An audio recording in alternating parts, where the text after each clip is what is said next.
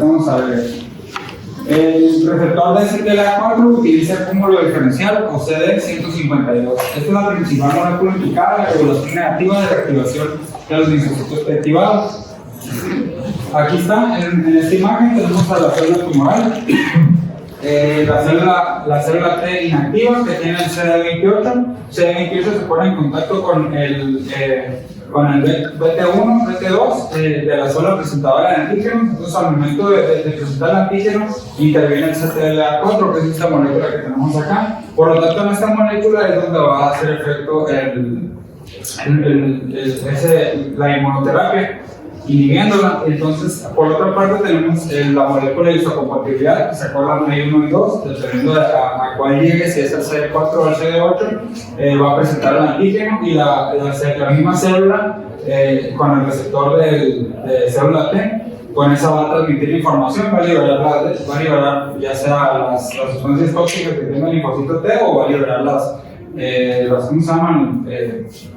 Los transmisores para llamar a más células, ¿no? Por lo tanto, cuando tenemos esto, el CTLA4 pues mantiene, como le comenté, pues mantiene de todos en orden, y por lo tanto la célula tumoral puede proliferar. Sin embargo, el medicamento lo que hace pues es lo inhibe, pues ya llega al anticuerpo. Aquí lo tenemos en la imagen esta. Entonces, el mecanismo de acción es que bloquea la unión de CTLA4 con BT1 y BT2. Es el que hace que la célula presentadora de antígenos o la célula linfocito T no reconozca mediante el CTLA4, y por lo tanto de muerte de la célula tumoral, ¿no? El nombre de este medicamento es el que tenemos, es el ipilimumab. Entonces es el bloqueador del CTLA4, ¿no? Así es como funciona. Los otros medicamentos son los anti-PD1. Eso es un inhibidor del punto de control inmediato, y anti-PDL1, ¿no? Esta impide la acción de proteínas que se llaman puntos de control, y ya sabemos que en el ciclo celular pues hay diferentes tipos de control. Entonces, estas son elaboradas por diferentes tipos de células inmunitarias, como las células T y las células cancerosas, ¿no? Estos puntos de control ayudan a evitar respuestas inmunitarias que sean fuertes y evitar que las células T destruyan células cancerosas.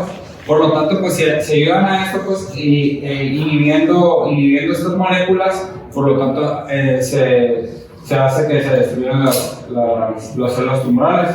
Cuando se bloquea la acción de los puntos de control, las células T destruyen mejor las células cancerosas, ¿no? Aquí tenemos cómo funciona. Tenemos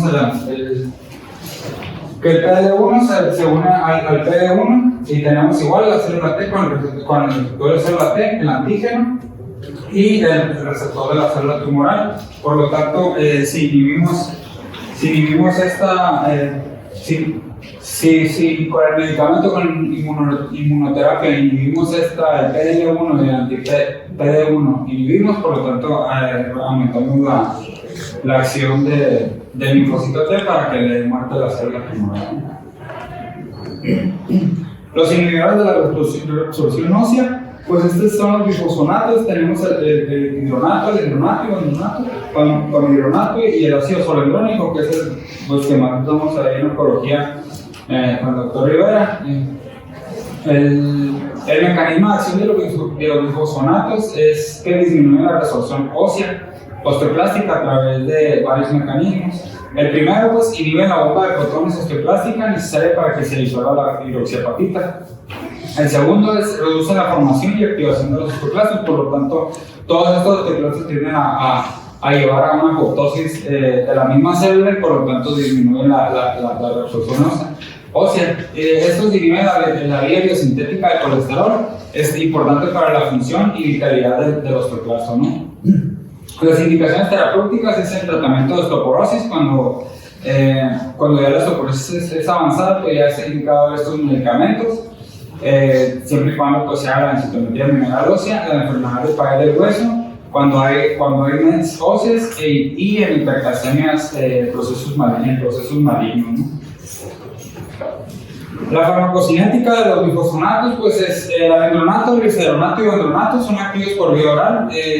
Aquí lo más importante es que estos medicamentos se interfieren con la absorción de alimentos, por lo tanto se toman con 250 de agua, ya que estos medicamentos tienden a causar el efecto secundario más común que pueden dar estos medicamentos es la esofagitis, ¿no?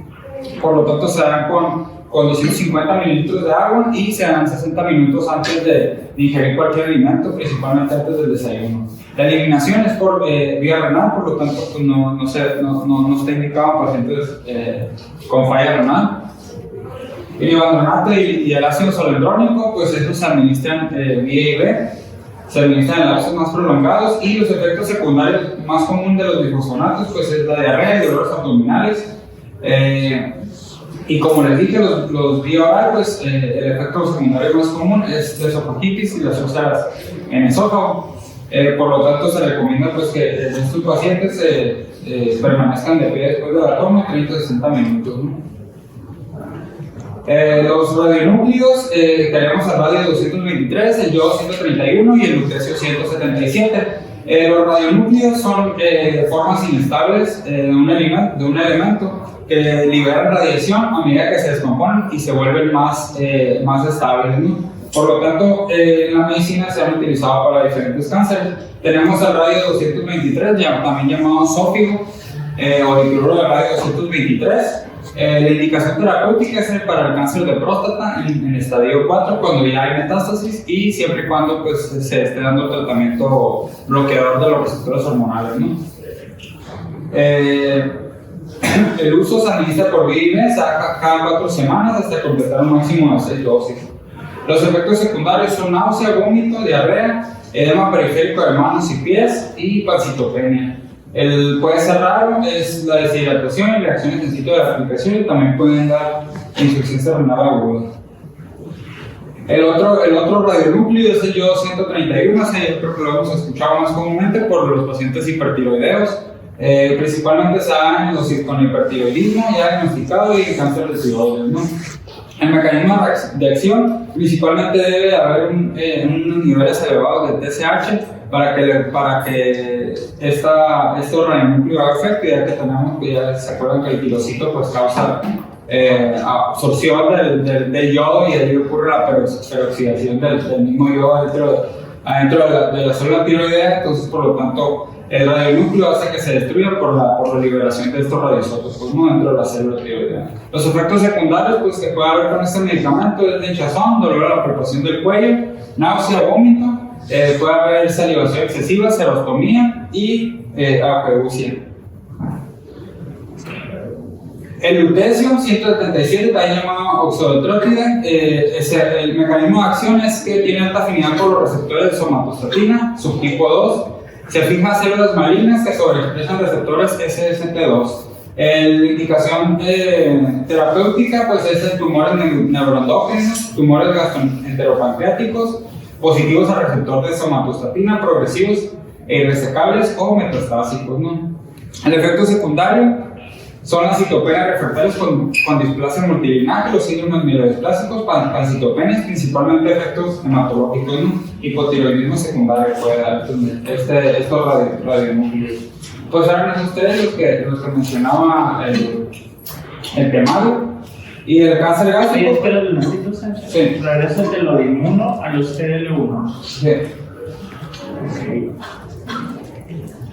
Con respecto a los medicamentos, ¿pusiste los efectos?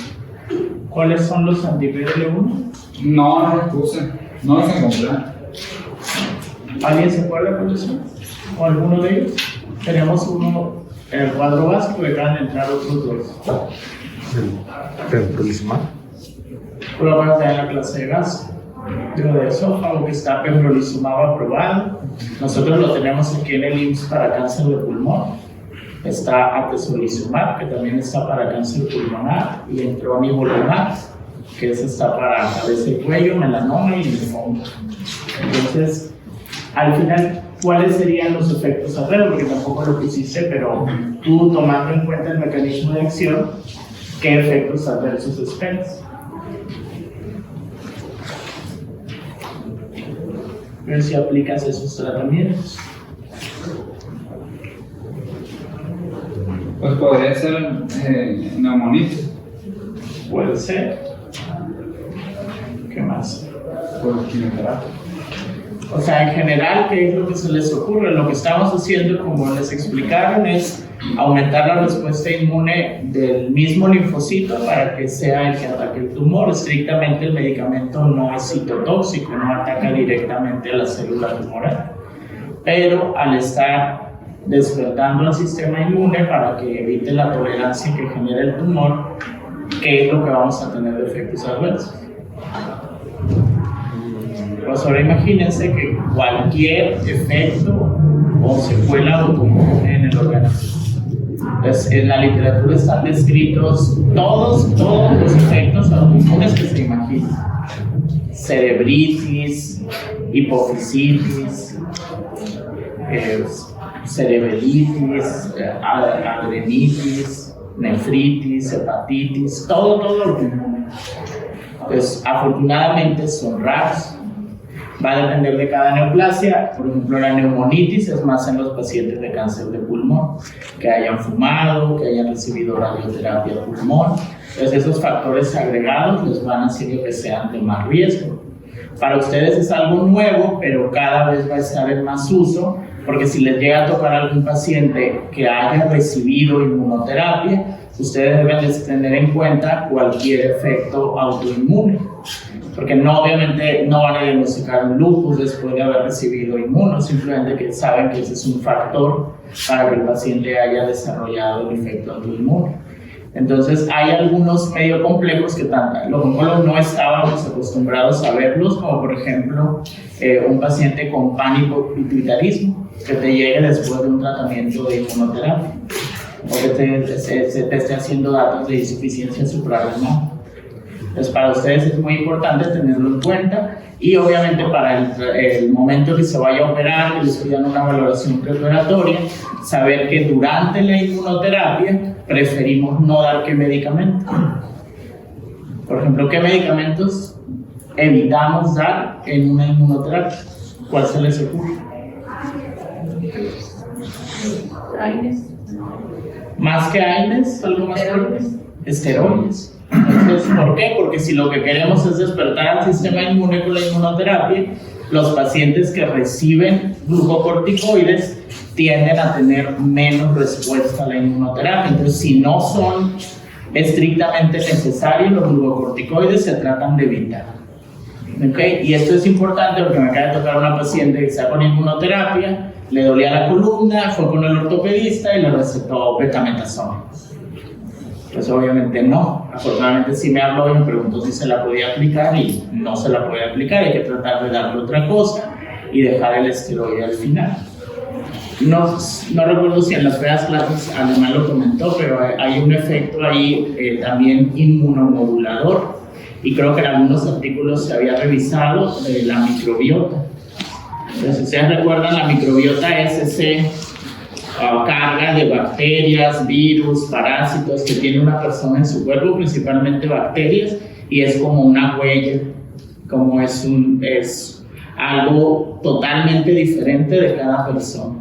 Entonces, si te hacen un análisis de que tu microbiota, ese puede ser tu identificación.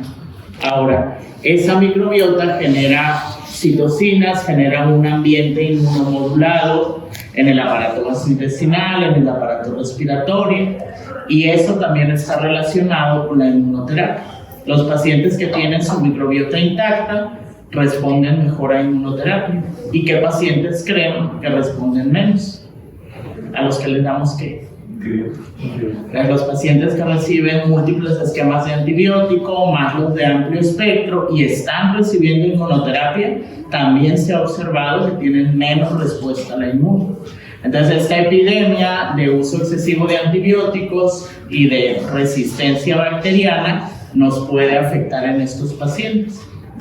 Ahora, si se dan cuenta, la inmunoterapia lo que hace es despertar al sistema inmune, y el sistema inmune ataca a la célula, pero va a haber células cancerígenas que son más fáciles que el sistema inmune las detecte. Ahí, por ejemplo, iríamos con respecto a que habíamos comentado lo que era el grado histológico. El grado histológico nos decía qué tanto se parece la célula o qué tantas mutaciones tiene. Entonces, por lógica, esto nos dice que la célula que sea de alto grado, que tenga más mutaciones, es la que más fácil va a despertar al sistema inmune. Por eso es que los tumores con más mutaciones son los que mejor responden a inmune. ¿Cuáles se imaginan que son?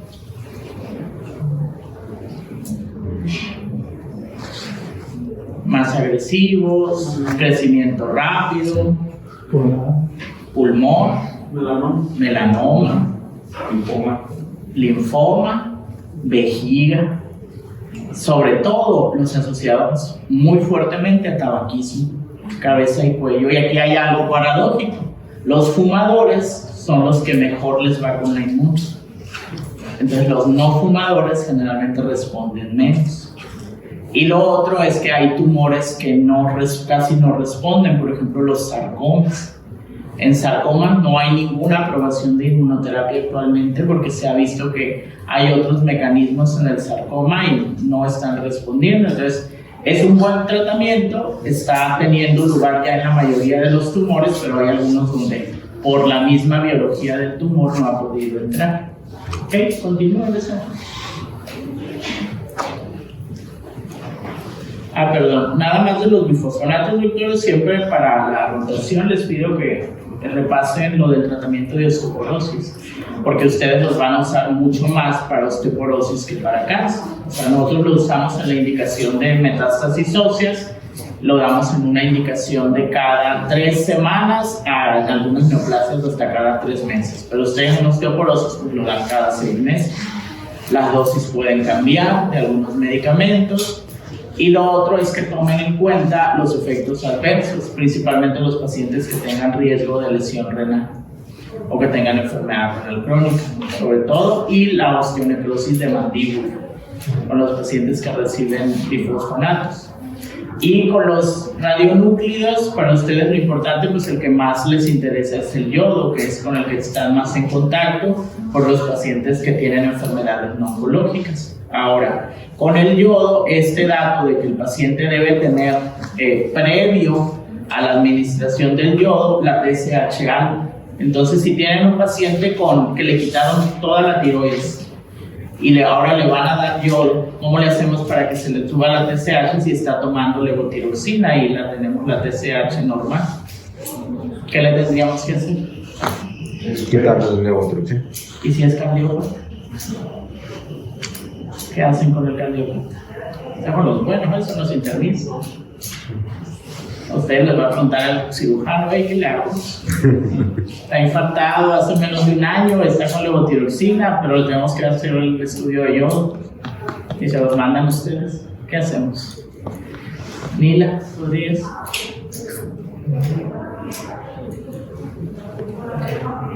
Entonces, aquí hay una indicación muy específica donde hay un preparado de un bloqueador de la hormona, de una tiroxina, de una TSH. Entonces, él lo que hace es actuar directamente. El efecto que ustedes tienen al suspender la hormona es que no va a haber estimulación y la hipófisis va a empezar a producir mucha TSH para que estimule la tiroides. Pero como no hay glándula tiroides, pues obviamente sigue produciendo. Cuando ustedes dan la levotiroxina, pues la levotiroxina disminuye esos niveles en la tiroides. ¿Ok? Entonces lo que hacemos con un análogo de la hormona liberadora de tiroxina. Entonces lo que hacemos es directamente en el hipotálamo estimular que se produzca la hipófisis produzca TSH.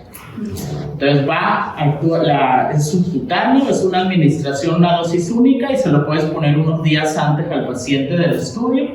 Directamente en el hipotálamo estimula que produzca la hipófisis la TSH, y así haces el estudio y ya luego puedes iniciar la levotiroxina. Entonces no está disponible tan fácilmente porque es caro, pero en el mercado pues, lo pueden encontrar y ustedes lo pueden tomar en cuenta para los pacientes de alto riesgo que pudieran tener problemas si suspenden la dosis de levotiroxina. ¿Okay? Listo. El otro tema que me tocó dar pues, es el que vamos ahorita, creo, que es el cáncer gástrico. Es el más frecuente en los cánceres digestivos. De todas las neoplasias ocupa el segundo lugar junto con SEA de pulmón. La frecuencia es de 3 por 100.000 habitantes y esta tiende a ser más alta en Japón, principalmente por los té verdes se ha asociado que toman los japoneses. Sin embargo, también en China, Rusia, Chile y Brasil y la mayoría de los países desarrollados también es alta la frecuencia de este cáncer gástrico, ¿no? En nuestro país pues sigue ocupando, pues ahí se da el carcinoma colorectal, el carcinoma de colon y el cáncer gástrico, ¿no? ¿De dónde es su referencia? De Villalobos. ¿Es verdad? Gástrico es el primer lugar de los de tubo digestivo en nuestro país. Ya por mucho es colorectal. Los factores de riesgo, pues aquí principalmente es infección por Helicobacter pylori. Hay cuando causa una metaplasia intestinal. El otro factor de riesgo es la conservación de alimentos con alto contenido de sal y conservadores. El tabaquismo y el Helicobacter pylori se asociado fuertemente, hay una asociación fuerte con SEA gástrico. El alcoholismo, el consumo de compuestos nitrogenados, ya sea papas fritas, carne procesada, alcohol, todo esto hace que aumente el riesgo de SEA gástrico. Los bajos niveles de folatos, las lesiones precancerosas, por ejemplo las metaplasias intestinales, la gastritis atópica autoinmune, pólipos adenomatosos, las úlceras gástricas, eso es un factor de riesgo.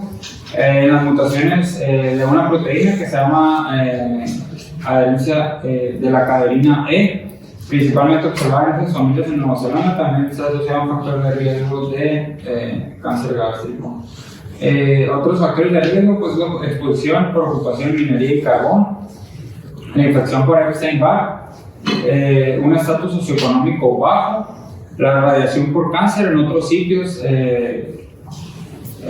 anexos a lo que es el estómago, los antecedentes de cirugía gástrica, ya sea Virus 1, Virus 2, dentro de 10 a 15 años que se le haya realizado, tienen riesgo de tener cáncer gástrico, la esofagitis crónica por la metaplasia de Barr, por el secundario de la enfermedad por reflujo gastroesofágico crónica, y también se asocia al grupo sanguíneo A, de tipo A ese tipo de cáncer.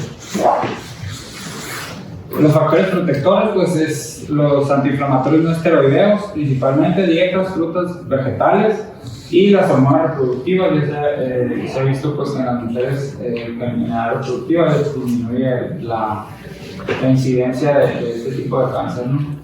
El cuadro clínico principalmente es una dolor o sensación de llenado postprandial inmediato, generalmente acompañado de hiporexia, ¿no? Puede haber un síndrome ulceroso con un dolor o ardor tardío, en ocasiones que disminuye con los alimentos, en ocasiones aumenta, asociado a distensión abdominal. La obstrucción pilórica, cuando hay pues que está el tumor en la salida del estómago, pues puede haber distensión abdominal, eructos, náusea y vómito, ¿no? Los síntomas sugestivos de lesión a nivel del caries, que esté arriba el tumor, pues puede dar dificultad para tragar, principalmente sólidos, un dolor retroesternal, regurgitaciones, baja de peso, anorexia, náusea y vómito. La historia prolongada de dispepsia, esta generalmente se presenta con hiporexia, eructos, regurgitación, malestar epigástrico postprandial. La anemia, matez o melena obligan a buscar la causa, principalmente pues aquellos pacientes con sangrado tubo digestivo alto que presentan ulceración, pues una úlcera puede ser el diagnóstico de un inicio de cáncer gástrico, ¿no? La pérdida de peso, obviamente, astenia y anemia, la presencia de una masa palpable, así como la existencia de ganglio supraclavicular izquierdo, son manifestaciones de tardías de un SEA gástrico ya con mes probablemente. Pues el carcinoma gástrico temprano hay que buscarlo, es en cualquier paciente que tenga síntomas y que estos no mejoren por más de 4 a 6 semanas. Entonces en este hay que buscar un SEA gástrico, ¿no? Y pues obviamente pues investigando los factores de riesgo, pues podemos llegar a hacer un diagnóstico, ¿no? Antecedentes de cáncer gástrico familiar, síndromes carcinomatosos como el síndrome de Leach, o algún cáncer hereditario como de ese tipo, pues que se presente con mutaciones o alteraciones a nivel gástrico, no las células gástricas. Antecedentes de 10 o más años de cirugía con resección gástrica, pacientes mayores de 45 años y enfermos que presenten cualquier síntoma gástrico, dolor, anorexia, náusea y vómito. Pues para la estadificación, pues aquí les puse una simplificada, pues la TNM pues venía claro que sí, y pues es más o menos lo mismo. El T1 pues es limitado a mucosa o submucosa, ¿no? El T2 afecta a la muscular propia del estómago, el T3 invade la serosa, el 4 pues ya invade a órganos adyacentes, no estructuras adyacentes. El N0 pues no hay ganglios, el N1 infiltra ganglios perigástricos en menos de 3 centímetros de distancia de los ganglios. El N2 infiltra ganglios regionales, gástrico izquierdo, hepático común, celíaco y esplenico. Y el N3 afecta a ganglios intraabdominales más lejanos, como duodenal, mesentérico, paraórtico o retropancreático. El M0 no hay metástasis y el M1 pues sí hay metástasis. Y abajo pues aquí están los estadios y aquí vienen dependiendo del tumor, el nódulo o la metástasis, ¿no? Entonces como 4 ediciones a tu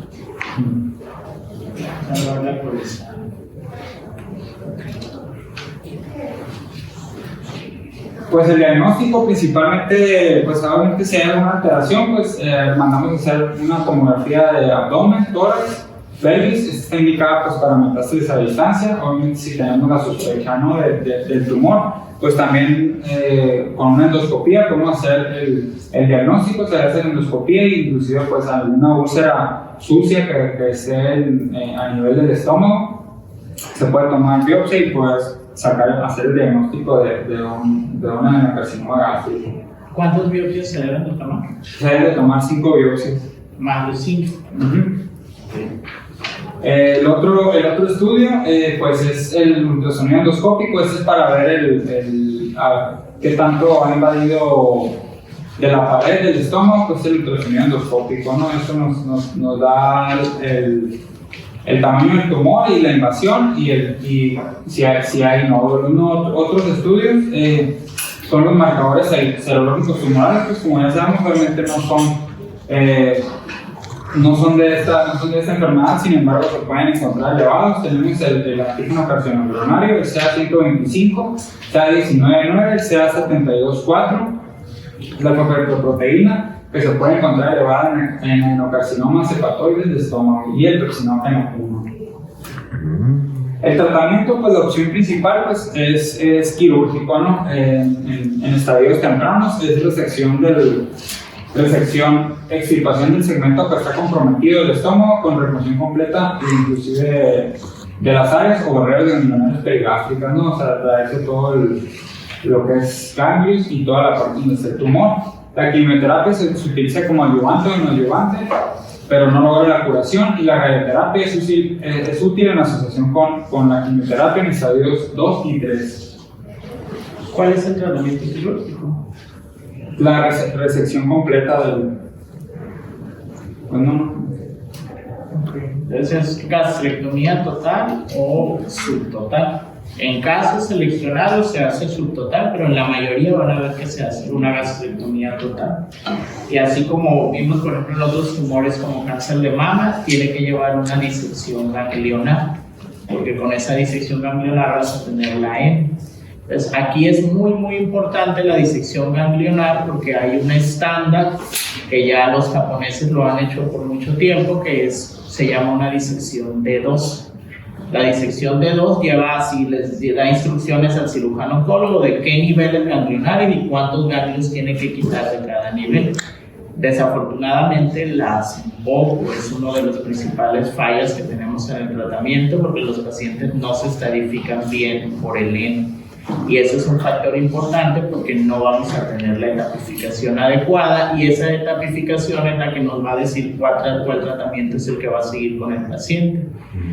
Hay algunos cirujanos que se han ido a Japón o que han tenido actualización sobre esto, y es importante que esta es un área de oportunidad con nosotros en oncología, porque como no es una enfermedad que se opere tan frecuentemente en nuestro país, sí les hace falta un poco más de experiencia.